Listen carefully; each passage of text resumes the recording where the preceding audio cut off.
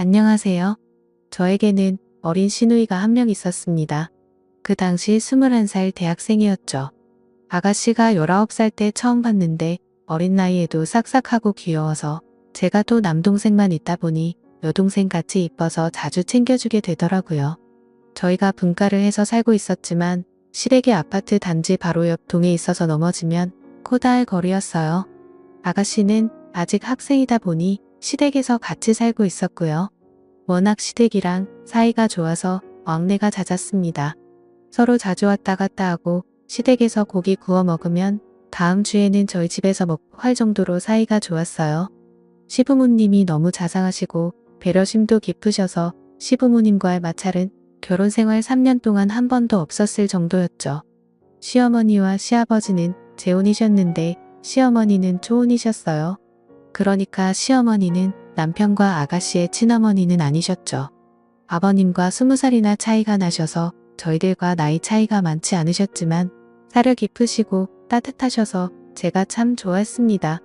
그래서 저 퇴근하고 나면 불러서 밥도 같이 먹고 선물도 사주고 그렇게 잘 지내었는데 아가씨가 대학생이 된 이후로 예전에는 안 하던 행동을 하고 그러는 것 같더군요. 제가 직장 다녀서 퇴근하고 집에 오면 저녁 7시쯤 됐어요. 신랑 퇴근은 더 늦었고요. 그래서 아침부터 저녁 7시까지 저희 집은 빈집이었죠. 저희 집 현관문 비밀번호는 원래 시어머님만 알고 계셨는데 어느 날 아가씨가 저희 집에서 저랑 밥을 먹고 나서 얼두고 갔다고 시어머님한테 저희 집 비밀번호를 물어봤었나 봐요. 그래서 아가씨도 저희 집 비밀번호를 알고 있었습니다. 제가 예쁜 속옷이 좀 많은 편이에요. 관심도 많고요. 그런데 언제부터인가 자꾸 제가 사놓은 새 속옷들이 없어지는 거예요.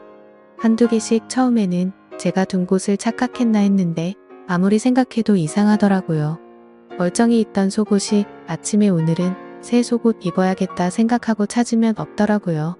어느 날에는 제 것이 아닌 립스틱이 제 화장대 위에 있어서 이게 누구 거지 하고 신랑한테 물어봤더니 신랑이 말을 더듬으면서 혹시 내 동생 거 아냐? 하면서 자기가 동생한테 연락해보겠다고 하더군요. 제 앞에서 통화하면 되는데 굳이 베란다 가서 통화하는 게 웃기더라고요. 그러더니 물어봤더니 아가씨가 가져간 게 맞다고 했대요. 그래서 말했습니다. 그래? 그런데 왜 우리 집 안방 화장대에 그걸 두고 갔대? 아가씨 안방까지 들어와? 라고 하니 글쎄 그게 왜 거기 있지 하길래 좀 이상했습니다. 그날 아가씨가 저희 집에 올 이유가 없었고 저한테 연락도 없었으니까요. 그때부터 좀 의심이 가는 거예요. 아가씨랑 저랑 가슴 사이즈도 같고 비슷한 체형이라서요. 그래서 말인데 범인 아가씨인 것 같아.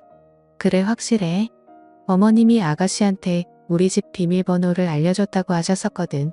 그게 마음에 걸려 저번에 올 일도 없는데 우리 집에 화장품을 두고 간 것도 그렇고. 제가 이렇게 말하니 남편이 에이 설마 누가 남의 속옷을 가져가. 이렇게 말하는데 제가 넣어둔 속옷이 없어진다는 게 아무리 생각해도 이해가 안 되는 거예요. 그래서 그 다음부터는 새로 산 속옷은 아무도 모르게 침대 매트리스 아래에 물건들을 넣을 수 있는 공간이 있는데 그곳에 넣어버렸습니다. 이제는 아무도 내 속옷 안 가져가겠지 생각을 했죠. 그런데 그 후로는 새 속옷이 아니라 제가 빨아놓은 속옷이 없어지는 거예요. 아침 출근하기 전에 빨래 널어놓고 가서 분명히 기억하는데 말이죠. 제가 여동생도 없고 없어질 이유는 아무리 생각해봐도 없는데 아가씨가 성인이 된 이후로 한두 개씩 없어지기 시작한 거 보면 아가씨인 것 같은데 심지는 있지만 확신이 없고 또 대놓고 물어보기도 이상한 것 같고 해서 어떻게 해야 할지를 모르겠더군요. 제 친한 친구에게 고민 상담을 하니 아가씨랑 같이 쇼핑 가서 아가씨 속옷 하나 골라서 선물해주라고 그런 얘기하면 서로 껄끄러워지니 그렇게 해서 눈치 한번 줘보라고 하더라고요. 그래서 아가씨에게 다른 이야기 없이 다음날 속옷을 여러 개 선물해줬습니다. 없어진 속옷들이랑 비슷한 디자인으로 10세트나 샀어요. 아가씨 제가 속옷 사러 갔는데 너무 이쁜 게 많아서 아가씨 생각나서 하나 샀어요 하고 선물해주니 언니 생일도 아닌데 왜 속옷 선물이에요? 잘 입을게요. 고마워요 하면서 해맑게 받더라고요. 이제는 내 속옷 욕심내거나 훔쳐갈 일 없겠지 싶었는데 그 후로도 속옷 도둑의 소행은 멈추지 않았고 결국 저는 남편에게 금요일 저녁 퇴근 후 시댁에 가자고 했어요. 남편은 뭐 그런 일로 시댁까지 가냐고 난감해 하더라고요. 그래서 이건 심각한 거다. 일종의 경고를 할 필요가 있다고 말을 했습니다. 시댁에 가니 마침 아가씨도 안 나가고 집에 있어서 내심 잘됐다 생각이 들었습니다. 어머님께 이렇게 말했어요. 어머님 세상에 어쩌면 좋아요? 우리 아파트에 변태가 사는 것 같아요. 신랑 속옷은 그대로 있는데 제 것만 한두 개씩 없어지는 거 있죠. 얼마 전엔 빨래 널어놓은 것까지 훔쳐갔더라고요. 아무래도 신고해야겠죠. 무서워 죽겠어요. 아가씨나 어머님 같은 거는 없어진 거 없으세요? 조심하세요 하면서 태연하게 조근조근 얘기했네요. 그랬더니 아가씨가 아주 해맑은 표정으로 어머 언니 진짜 대박이다. 그런 변태 도둑 이야기 나도 들어본 것 같아요 라고 하더군요. 뻔뻔하단 생각이 들었습니다. 어머님이랑 아버님은 언제부터 없어졌냐고 새아가 조심하라고 신고부터 해야 하는 거 아니냐고 하시더라고요. 그러자 아가씨는 아니 엄마 뭘 신고까지 해. 증거 같은 것도 없고 새언니가 직접 변태를 만난 것도 아닌데 하더라고요. 그때 역시 범인은 아가씨였구나. 예전에는 마냥 귀엽고 여동생 같아서 잘 챙겨줬었는데 이런 일을 겪고 나니 얼굴을 마주보기도 좀 그렇더라고요. 화장품이나 향수 같은 걸 가져갔으면 그래도 덜 당황스러웠을 텐데 말이죠. 그로부터 일주일 정도는 아무 일 없이 잘 지냈어요. 그 일 덕분에 제가 퇴근하자마자 속옷을 확인하는 게 일이었거든요. 늘 집에 오면 속옷 하나하나 체크하면서 벗었는데 없어진 것도 없고 위치도 그대로라 이제 아가씨가 그러지 않는구나 생각했어요. 그때 시댁에 가서 말하길 잘했다 생각하고 있었죠. 그런데 그 다음 주말에 저 혼자 아기를 데리고 친정에서 하루 자고 밤늦게 우리 집에 도착했었거든요. 월요일 아침에 출근하려고 보니 화장대 화장품들의 위치가 어딘가 좀 낯설게 정돈되어 있는 거예요. 제가 기억력도 좋은 편에다가 정리도 칼같이 하거든요. 얼핏 보면 그대로인 것 같은데 한두 개 위치가 바뀌어 있더라고요.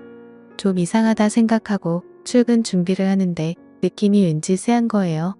그래서 서랍장이랑 화장대를 잘 살펴보면서 혹시 없어진 게 없나 하고 보는데 서랍에 있던 향수 하나랑 얼마 전에 구입한 섀도우가 없어졌더군요.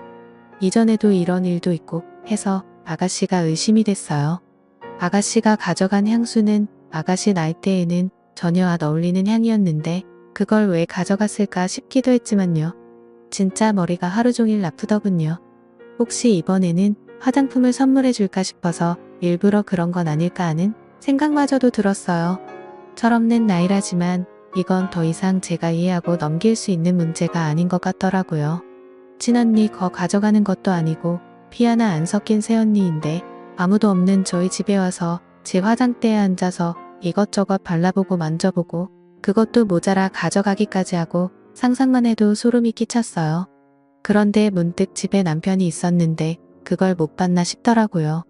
그래서 남편에게 자기야 혹시 나 없을 때 주말에 집 비운 적 있어? 말했더니 뭐 집에만 있었다고. 그럼 우리 집 안방에 누가 왔다 간 거 못 봤어? 내가 화장품이랑 향수가 없어졌어 라고 했더니 갑자기 누나를 조금 굴리더니만 생각해보니까 내가 너 없을 때 잠깐 집 앞에서 밥 혼자 먹고 왔는데 그때 누가 왔다 간 거 아닐까라고 하더군요.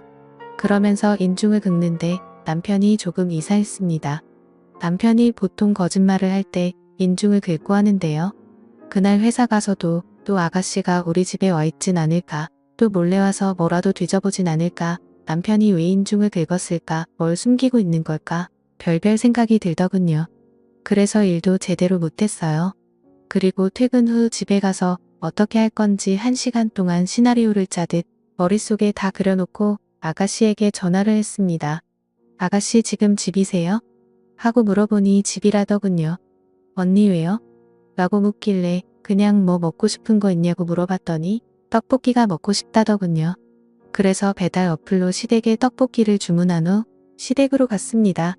시댁에 가서 없어진 제 물건들을 찾으려고 한다고 미리 말하면 아가씨가 제 물건들 다 들고 외출할 거 아니에요. 그럼 저만 이상한 여자 될 것 같아서 그렇게 말하지 않고 시댁에 간 거예요. 시댁에 도착하니 시어머니랑 아가씨가 TV를 보고 있더라고요. 긴히 드릴 말씀이 있다고 시어머니님께 말했습니다. 아가씨는 그냥 아무 생각 없이 옆에서 TV만 보고 있었고요. 어머님 이런 얘기 저도 고민 많이 하고 어떻게 얘기 꺼내야 할지 몰라서 한동안 저 혼자 속으로 그리고 있었는데요. 이렇게 말씀드리는 게 최선이라는 결론이 나와서요. 라고 말했습니다. 시어머니는 제가 이렇게 진지하게 얘기 꺼낸 적도 없고 무슨 영문인지 모르시니 그래 무슨 얘기인지 몰라도 편하게 얘기해봐라 라고 하셨어요. 그래서 어머님한테 어머님 저번에 제가 드린 말씀 기억하세요? 제 속옷맛 없어졌다는 얘기요. 사실 그때 속옷 없어진 날 누구 건지 모를 화장품이 제 안방 화장대에 있었어요. 그래서 아가씨한테 물어보니 아가씨 거라고 하더라고요. 제가 여기까지 말하니까 갑자기 옆에서 TV 보면서 배를 긋던 아가씨가 깜짝 놀라면서 언니 지금 무슨 말씀을 하시는 거예요? 제 화장품이 언니의 안방 화장대에 있었다고요? 라고 하는 겁니다. 그래서 제가 말했습니다. 아가씨가 저희 남편이 전화해서 물어보니 본인 거 맞다고 그날 말씀하셨잖아요 라고 하니 오빠한테 그런 일로 전화 온 적 없는데 무슨 말씀이세요 라고 하더군요. 그때까지만 해도 아가씨가 범인이라는 확신이 있었던 저는 그때부터 아가씨가 우리 집 물건들을 가져가는 범인인 걸로 알고 있었어요. 그래서 제 딴에는 아가씨한테 직접 말하기 껄끄러운 상황이고 서로 불편해질까 두려웠어요.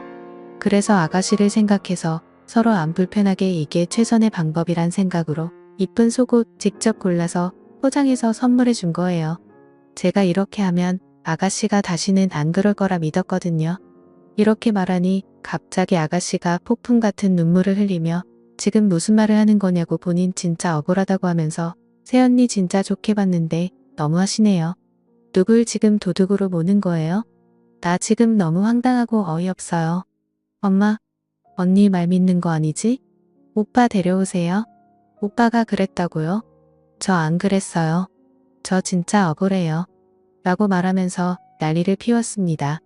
이때 아가씨의 행동이 어이가 없더라고요. 얼마 전까지만 해도 이쁘고 마냥 착했던 시누이가 아니더군요. 그동안 내가 얼마나 바보같이 행동했으면 이렇게 나올까 싶고요. 아가씨가 그렇게 말하니 시어머니는 새언니 얘기하고 있는데 무슨 버릇이냐고 가만히 있으라고 말하셨어요. 아가씨, 저는 사실 제가 이렇게 얘기하면 아가씨가 언니 미안하다고 철없는 생각으로 욕심에서 손댄 것 같다고 정말 미안하다고 이렇게 얘기할 줄 알았는데 정말 실망이네요. 아가씨 그렇게 말하시면 저 너무 섭섭해요.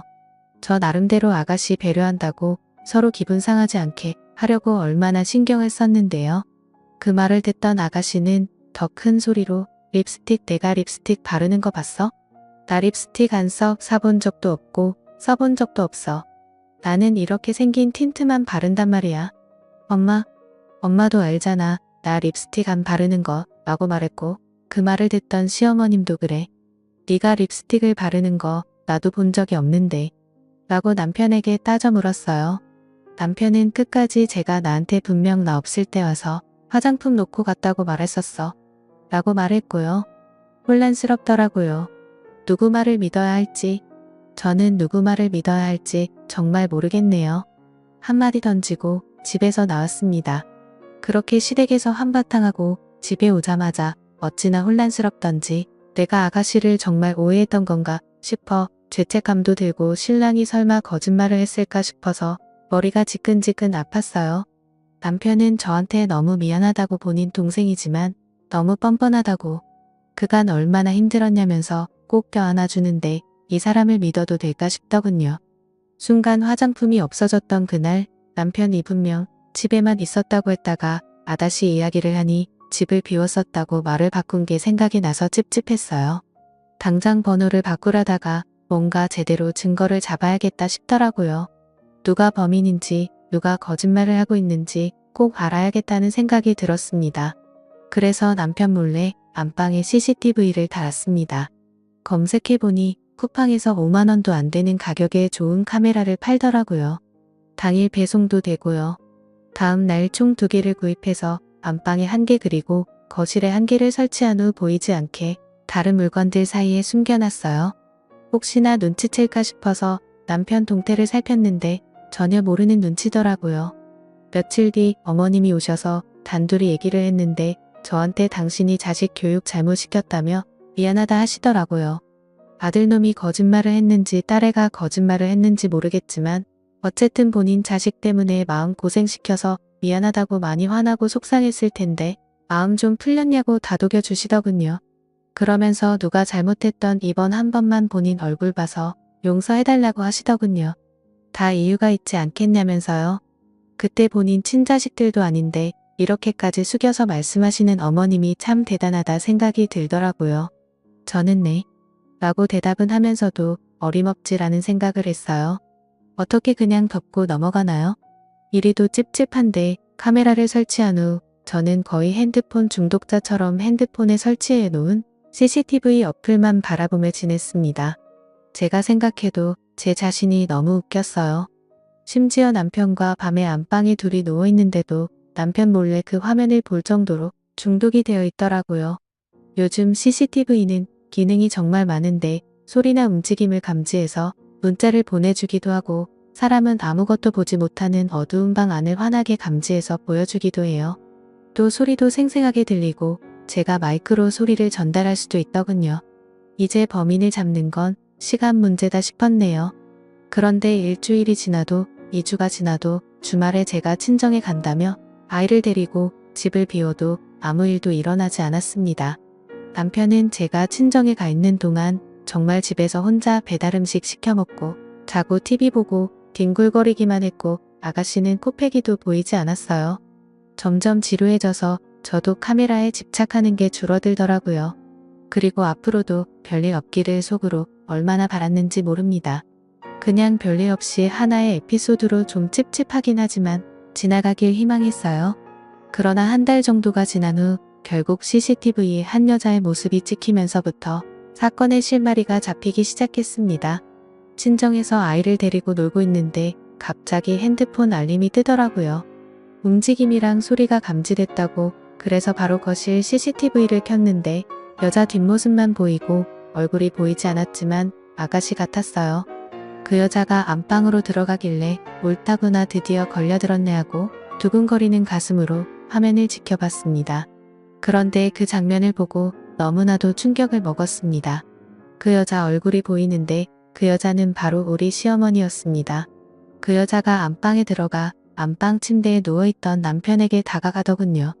남편이란 놈은 익숙하다는 듯 두 팔을 벌리며 그 여자를 안았고 차마 입에도 올리기 더러운 짓을 했습니다. 정말 꿈을 꾸는 줄 알았어요. 이게 말이 되는 상황입니까? 현실적으로 가당키나 하나요?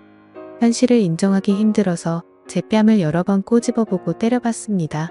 하지만 이건 현실이었어요. 둘의 대화는 가관이었어요. 자기야, 내가 물건 가져가지 말라고 했잖아. 그렇게 흔적을 남기면 언제가 들켜. 혜영이 얘 진짜 눈치 빠르단 말이야. 내가 얼마나 하루하루 살얼음 같은 줄 알아? 난 씻고 나서 세수고 다니면 안 입는 거 알잖아. 그럼 옷을 가져오면 되지. 올 때는 항상 깜빡하더라고. 혜영이 왜 그렇게 눈치가 빨라. 진짜 내 방 뒤질까봐 얼마나 아찔했는지 몰라. 다행히 민정이 의심해서 다행이었지. 그리고 그게 꼭 혜영이 거는 아니잖아. 네가 더 많이 버니까 네가 사준 거나 다름없는 거고 그러니까 걔 거는 다 내 거 아니야? 참 자기는 논리적이라니까. 이딴 말을 주고받는데 정말 어이가 없더군요. 저는 마이크를 켜서 큰 소리로 그만해 라고 소리를 질렀어요. 어디선가 제 목소리가 나오는 걸 들었던지 그 두 인간 깜 놀라서는 주변을 두리번거리면서 바라보는데 진짜 우습더군요.